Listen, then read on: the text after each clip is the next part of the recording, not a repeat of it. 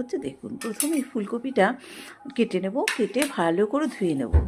এবার আমি নিয়ে নিয়েছি কাজু, পোস্ত এদিকে, আর এদিকে রাখা আছে মৌরি, এলাচ, দারচিনি, লবঙ্গ, যেগুলো থেতো করে নেব। এবার 5টা পেঁয়াজ, একটা বড় সাইজের টমেটো আর লঙ্কা, আর এই আলুগুলোকে ফুটো ফুটো করে নেব এই কাঁটা চামচটা দিয়ে।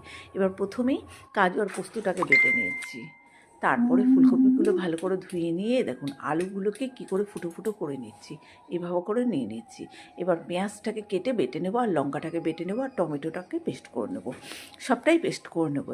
এবার এটাকে হামালদিস্তায়, ছোট্ট একটা হামালদিস্তায় থেতো করে নেব।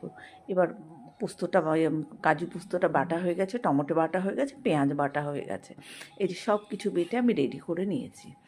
এবার তার পরবর্তী স্টেপগুলো কী হবে দেখতে থাকুন। প্রথমেই কড়াই হিট দিইনি, প্রথমে আগে ফুলকপি, আলু, লবণ, তারপরে হলুদ দিয়ে দিলাম, দিয়ে তারপরে দিয়ে দিলাম হচ্ছে পেঁয়াজ বাটা, যেটা বেটে রেখেছিলাম, পেঁয়াজ লঙ্কা বাটা, এখানে টমেটো বাটা, আর হচ্ছে তেল, আর কিছুটা তেল, আর এই যে গরম মশলা আর হচ্ছে মৌরি দিয়ে থেতো করে ওটা আমি একসাথে দিয়ে দিলাম, তেল দিয়ে দিলাম।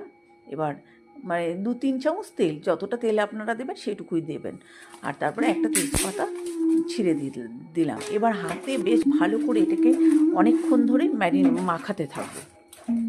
এতে কিন্তু জিরে বা ধনে, আদা এগুলো প্রয়োগ হয় না এই রান্নাটাতে। ভালো করে দেখুন মাখানো হয়ে গেছে।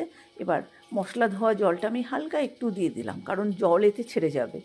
এবার প্রথমে একটু হিট বাড়িয়ে দেবো, তারপরে কমিয়ে দেবো। প্রথমে হিট বাড়িয়ে কিছুক্ষণ হওয়ার পরে তারপরে যে কমিয়ে দিলাম, কমিয়ে দিয়ে ঢেকে দিয়েছি। ঢেকে দিয়ে এবার এতে এই ভাপে ভাপেই হতে থাকবে হালকা হিটে, আর সেদ্ধও হয়ে যাবে। খুব সুন্দর হয় রান্নাটা, দেখতে থাকুন। এবার দেখুন আমি ঢেকে দিয়ে, কিন্তু এই রান্নাটা করতে গিয়ে সমস্ত কাজ ঘরের করা যায়, কারণ এখানে একদমই থাকতে হয় না, শুধু মাঝে মধ্যে এসে একটু আধটু নেড়ে চেড়ে দিতে হয়।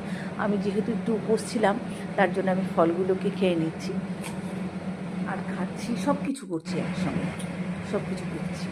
আর এত টেস্টি হয়, চিনির প্রয়োগ আমি একদম করিনি, কারণ এমনিতেই তো পেঁয়াজ বা ফুলকপি মিষ্টি মিষ্টি, তাই আমি কিছু দিই। নাড়তে নাড়তে প্রায় সেদ্ধ, একদমই সেদ্ধ হয়ে গেছে। দেখুন এবার জলটা অনেকটা শুকিয়ে এসছে, আর দারুণ সেন্ট বেরিয়ে গেছে। এবার দেখুন কি সুন্দর দেখতে হয়েছে তরকারিটা, ফাইন কালার এসছে। এবার আমি হাতে একটু কাসুরি মেথি দিয়ে দিলাম, আর এর আগে একটু গরম